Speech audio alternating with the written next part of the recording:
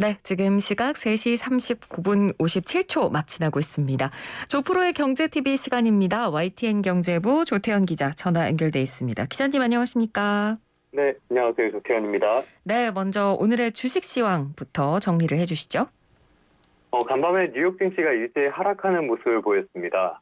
가장 큰 영향을 미친 것은 아무래도 지난달 소비자 물가 지수가 8.5%나 폭등했다는 점을 꼽을 수 있겠는데요. 예. 이게 1981년 이후에 가장 큰 오름폭이었습니다.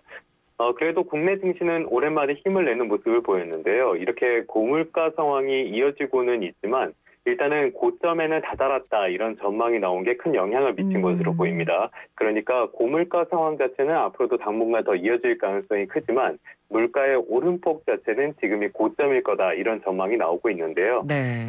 그래서 코스피는 결국에 1.86% 오른 2716.49로 오랜만에 2700선을 되찾았습니다. 지수 상승에 가장 큰 영향을 미친 것은 아무래도 기관의 매수세로 볼 수 있겠는데요. 기관이 한 6천억 원 넘게 순매수를 했습니다. 예. 반면에 개인은 6거래일 연속 순매수 행진을 마치고요. 순매도로 돌아섰고 외국인은 오늘도 팔아서 6거래일 연속으로 순매도를 이어갔습니다. 코스닥은 1.48% 오른 927.31로 장을 마쳤는데요. 삼성전자가 오랜만에 힘을 내는 모습을 보였습니다. 네. 오늘 2.5% 넘게 올라서 68,700원으로 장을 마쳤는데요. 이게 지난 7일 이후에 처음으로 68,000원대로 올라선 거였습니다. 그런데 앞서도 계속 말씀을 드렸지만 실적은 굉장히 좋은 상황 속에서도 주가는 맥을 못 추는 이런 모습들을 보였는데요. 네. 이게 아무래도 삼성전자 자체의 문제라기보다는 외부의 거시적인 환경이 좀 영향을 많이 미쳤다라는 분석이 나옵니다. 그래서 이런 상승세가 조금 더 이어질지 이런 것들은 상황을 조금 더 지켜봐야지 알 수 있을 것 같습니다. 네, 알겠습니다. 자, 오늘 이 문재인 정부의 마지막 부동산 시장 점검 관계장관 회의가 열렸습니다. 어떤 이야기들 오고 갔나요? 여러 가지 이야기가 나왔는데요. 일단은 앞으로의 그 문재인 정부의 남은 임기를 생각했을 때 이번 부동산 점검 회의가 아마 마지막이 될 것으로 보이고요. 네. 이런 마지막 상황 속에서 우선은 현재 상황에 대한 평가가 있었습니다.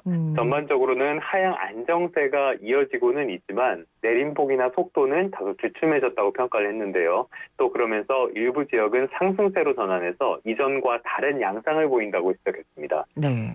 규제 완화와 개발 기대감이 시장에 영향을 미쳤다는 건데 이 하향 안정세의 흐름 속에서 시장을 계속적으로 관리할 필요가 있다고 오늘 회의를 주재한 홍남기 부총리가 강조를 하는 모습을 보였고요. 네. 마지막이었던 만큼 문재인 정부 5년 동안의 부동산 정책에 대한 평가도 나왔습니다. 일단은 결과적으로 부동산 시장 안정으로 연결하지 못한 점에 대해서는 송구하게 생각한다면서 다시 한번 사과하는 모습을 보여줬습니다. 네. 그런데 여기까지만 했으면 좋았을 텐데요. 그 다음부터는 이제 납득하기 좀 어려운 변명들로 점철되는 모습을 보였습니다. 먼저 공급 확대와 실수요 보호 그리고 투기 억제라는 3대 원칙을 세워서 부동산 정책을 일관되게 추진해왔다고 말씀을 하셨는데요. 사실 저는 이 일관되게 추진해왔다 이 부분부터 좀 문제가 있다고 보는데 네. 문재인 정부의 부동산 정책을 보면은 좀 그때그때 임기응변식으로 정책을 이어오고요. 정책 자체의 기조가 여러 차례 변하는 모습도 많이 보였습니다. 그래서 일관되게 정책을 추진했다는 말, 이 말부터 좀 논란의 여지가 있는 거 아닌가라는 생각을 개인적으로는 해봤고요. 네. 일단은 부동산 대책이 지나치게 잦았다 이런 평가는 상당히 좀 많이 나왔는데요. 여기에 대해서 뭐 정부가 여러 차례 반박도 하긴 했었지만 일단은 그 정책 브리핑, 그러니까 정부의 공식적인 내용을 봤을 때는 지금까지 부동산 정책이 28차례가 나왔습니다. 그런데 홍남기 부총리께서는 이 가운데 종합대책은 절반 수준이었고 나머지는 이미 발표한 대책의 후속 대책 성격이라고 반박을 했는데요. 솔직히 이 말씀하실 때 낯뜨겁지 않았을까 모르겠습니다. 네. 이 말 자체도 납득하기는 조금 어려운데 이 말을 일단 그대로 받아들인다고 해도 문재인 정부 5년 동안에 무려 14차례나 부동산 종합대책이 나왔다는 뜻이거든요. 네. 그런데 그럼에도 불구하고 부동산 가격이 폭등했다는 뜻이 되기 때문에 정책의 완성도가 얼마나 떨어졌는지 이거를 좀 알 수 있는 부분이 아닌가 싶습니다. 예, 그렇군요. 뭐 이제 공급 정책을 두고도 사실 좀 이야기가 많이 나왔던 건 사실인데 이 부분에 대한 평가도 내놨죠? 맞습니다. 이게 여러 가지 측면이 있는데요. 일단은 그동안 부동산 가격 폭등을 둘러싸고 문재인 정부가 공급에 소극적이면서 수요와 공급의 균형이 깨졌다 이런 평가가 적지 않았습니다. 그런데 홍 부총리께서는 주택 공급 확대 대책에도 결코 소홀히 하지 않았다고 강변을 했는데요. 주택의 입주 물량이나 공공택지 지정의 실적 모두 과거 정부보다는 많은 수준이었다고 설명을 했습니다. 네. 그런데 이거는 조금 짚어볼 필요가 있는 게요.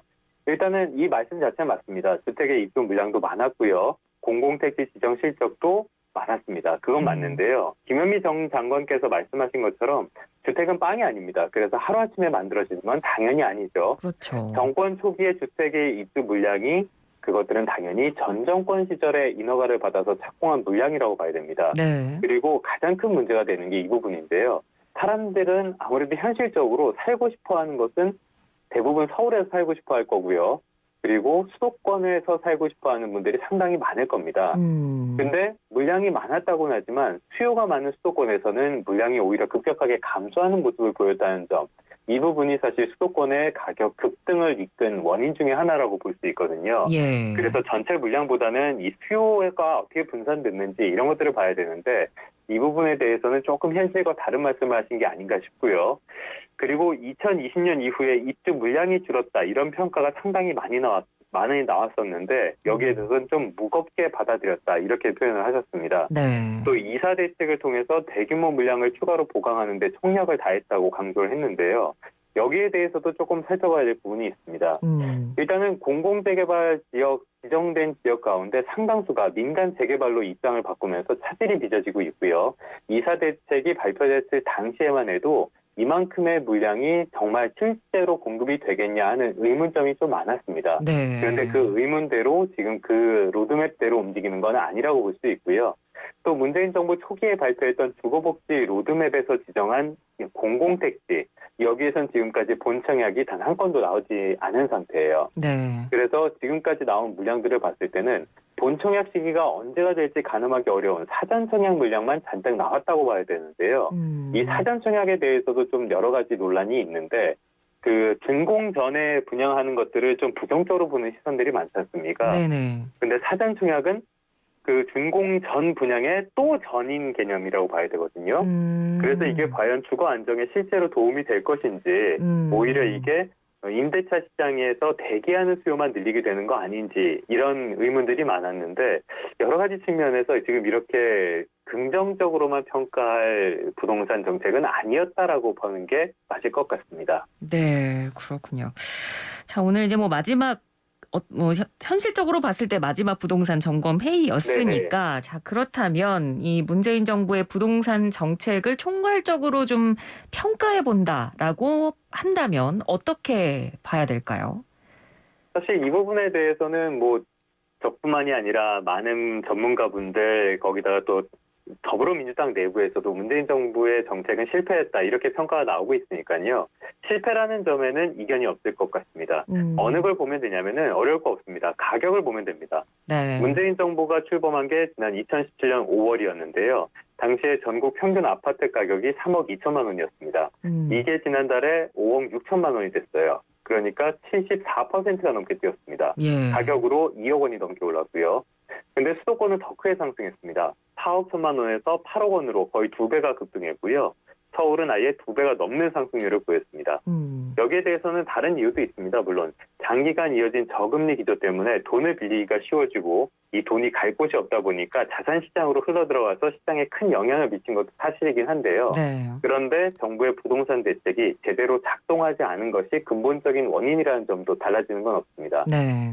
수요 억제를 위한 규제에만 집중하다 보니까 양극화 문제도 심각해졌는데요.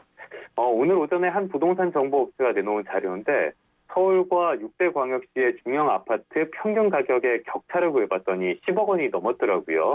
이 6대 광역시는 인천, 대전, 대구, 울산, 부산, 광주인데 여기에 인천이 포함됐음에도 이렇게 격차가 벌어졌습니다.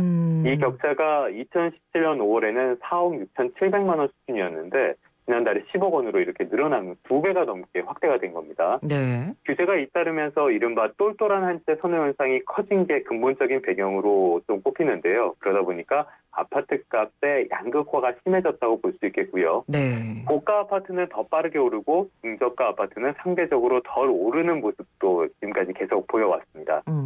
거기다 또 임대차 시장도 역시 불안했습니다.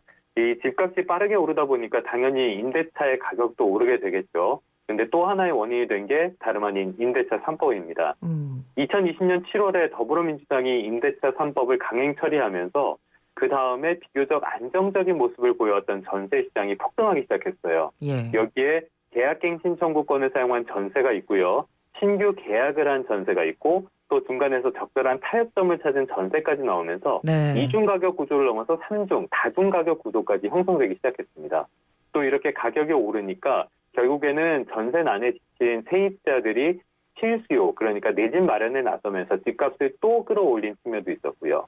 그렇기 때문에 문재인 정부의 부동산 정책이 총체적인 실패였다, 이런 평가가 나오는 거는 여당 내에서도 그런 평가가 나올 만큼 정책의 완성도가 그렇게 높지 않았다라고 봐야 될 것 같습니다. 네, 알겠습니다. 자, 이번에는 또 다른 부동산 소식이 한 가지 더 있는데요. 둔촌 주공 재건축 공사가 중단이 됐다고 해요. 이거 굉장히 큰 재건축 사업 아닌가요? 맞습니다. 예, 단군 이후의 최대 재건축 사업이라고 불리는 곳이죠. 재건축 이전부터 6,000세대가 되는 대단지였습니다. 내부에 가보면은 초등학교도 있고 중학교, 고등학교가 다 있을 정도예요. 네. 그리고 이 재건축이 끝나면은 무려 12,000세대가 들어설 예정이었는데요.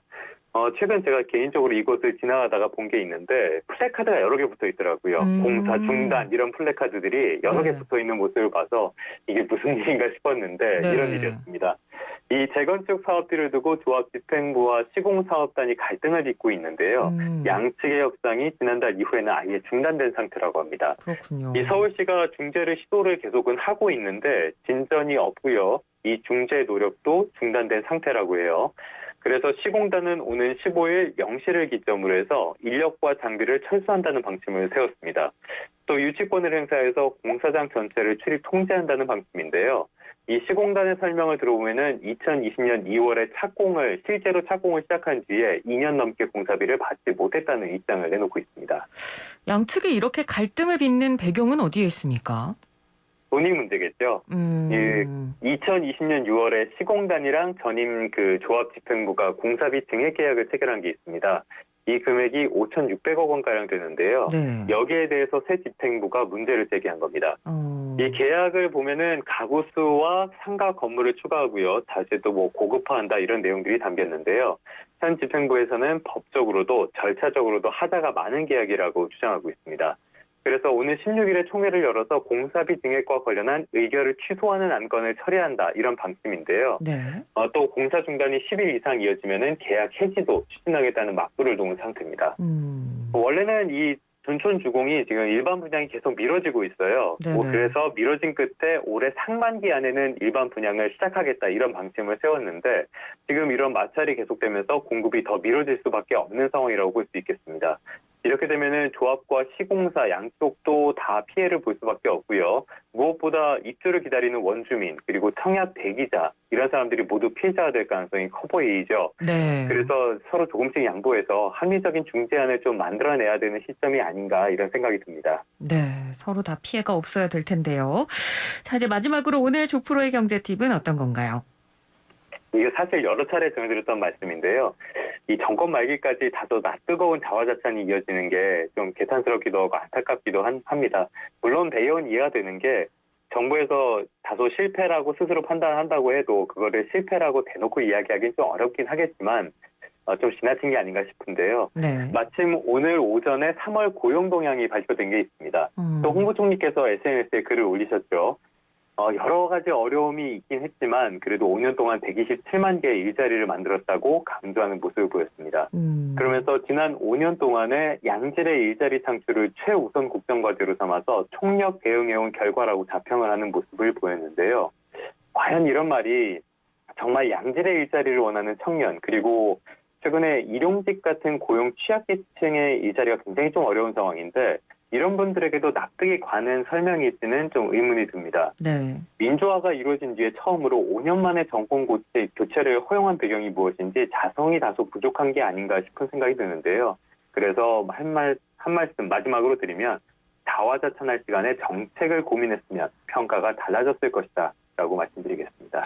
네, 알겠습니다. 오늘 말씀 잘 들었습니다. 고맙습니다. 네, 고맙습니다. 네, 지금까지 YTN 경제부 조태현 기자였습니다.